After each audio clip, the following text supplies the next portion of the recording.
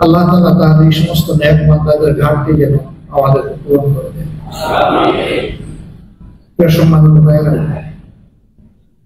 এই মামলাগুলো পরিচালনা করতে গিয়ে সীমাহীন জাল জালিয়াতের আশ্রয় নেওয়া হচ্ছে। কিভাবে আশ্রয় নেওয়া হয়েছে? এককালীন প্রধান বিচারপতি এস.কে. সিনহা তার লেখা নিজের বইয়ে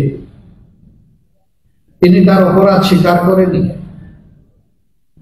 তা তুলে ধরেছেন। কিভাবে বিচার নয়, পরিকল্পনা মাফিক ঠান্ডা মাথায় এই নেতৃবৃন্দকে পূরণ করতে হবে তার ছক বিচার বিভাগ এবং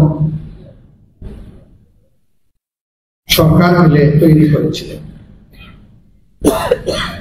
এর পাশাপাশি এমন পরিবেশ বাংলাদেশে সৃষ্টি করা হয়েছিল যে এই পরিবেশে অন্যায়ের বিরুদ্ধে প্রতিবাদ করার সামান্য কোনো সুযোগ রাখা হয়নি।